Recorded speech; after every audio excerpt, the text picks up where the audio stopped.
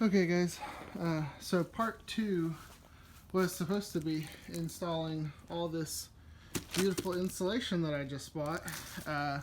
It's 1-inch thick, double-sided aluminum, and part two is going to be me cutting this up and installing it in between all the framework. But I noticed something. Before I can get started on that, I need to redo the floors.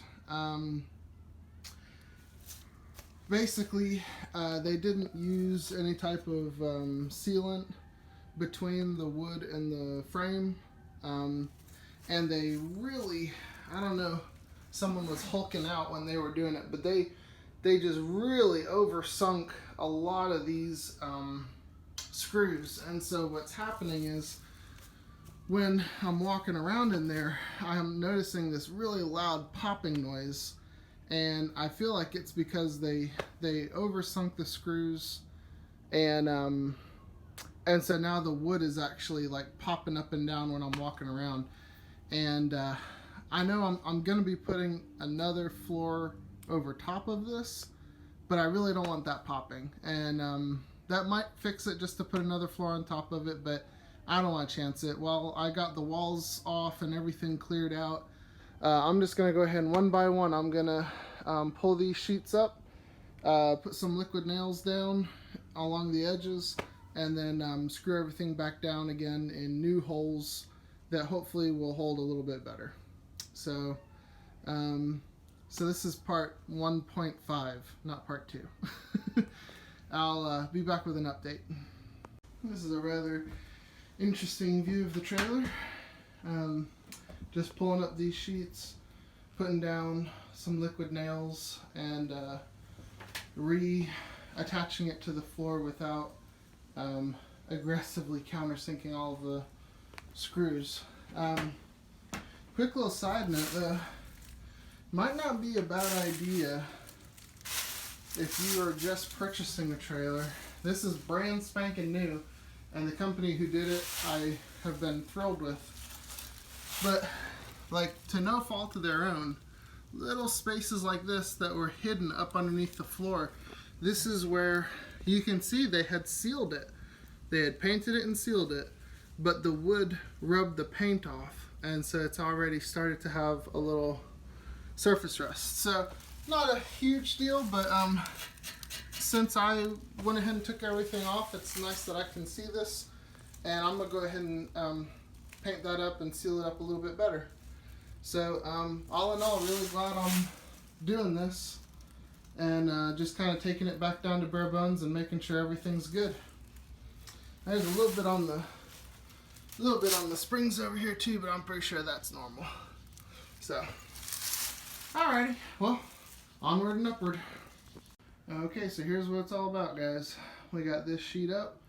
I cleared out, there were about 3 screws that weren't even touching anything in that board. I got those cleared out, and then just ran a bead of liquid nails around all the surfaces, all the floor joists, just to give it a little better sealant, hopefully get rid of those pops and cracks while I'm walking around.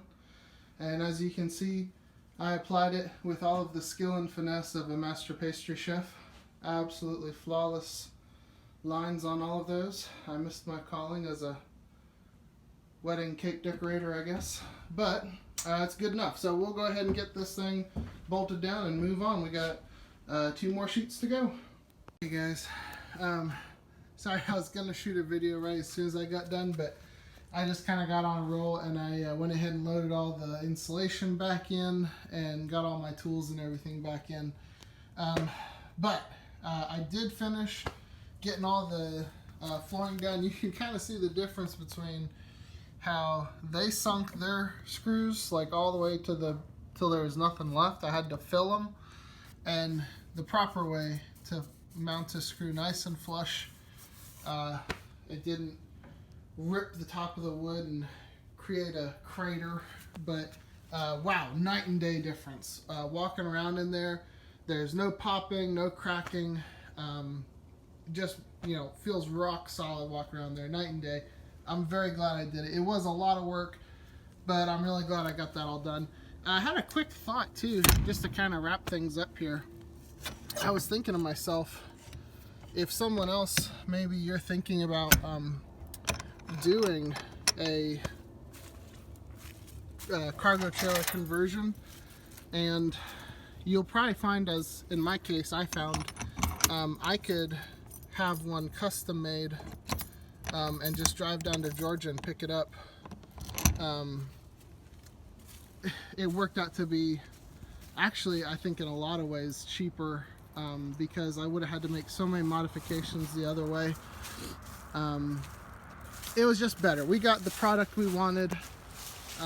We got the door in exactly the space we wanted, so that we can put a bathroom up front. We got the height we wanted. I don't know, it was worth it for us to spend maybe, I don't know, less than $1,000 more than getting a nice used one.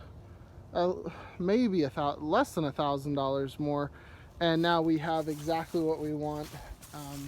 So anyway, I was just thinking, for anyone who may be considering buying their own trailer, travel trailer, cargo trailer, sorry, and converting it into a camper, I wonder if it would be possible to ask them to just not put on any of the plywood on the inside. Because, man, I'm just sitting here thinking, I've been at this thing for a couple of weeks now, and this whole time, literally now I am finally ready to start doing something new. But pretty much this entire last 2 weeks has just been spent ripping out all of the plywood off the walls and off the floors and redoing everything the way I wanted it done. It would have been so much easier, so much better if they could have just left it all off. Man, I'd be probably already onto Windows by now. So I don't know if maybe someone watching this video out there, you're planning on purchasing a little cargo trailer and you want to turn it into a camper. I definitely recommend just having one made the way you want it, to the specs you want, so you get what you want. The used market, either it's absolute trash and it's still half the price of a new one, or it's a decent used one and you're going to be paying almost as much as a new one anyway. So but maybe you can ask them when they're building it, hey, just pile all the lumber in there, don't put it up on the walls, don't I don't know, maybe I guess they have to screw it into the floor, I don't know. Maybe they don't even have to do that. Maybe you can just load it into the back of your truck and just take a steel cage, I don't know. But man, that would have saved me a lot of headache. But either way, exciting stuff coming up next. Now that we're finally done with the walls and floors, I can finally move on to insulation. So that finally we'll be getting into part 2. Quick side note, I also did upgrade the crank on this thing to a side crank. I got this at Roll King, and it works so much better than the little top line one that it came with, and it's a little bit taller, which I think will come in handy. So more videos to come. Thanks, guys.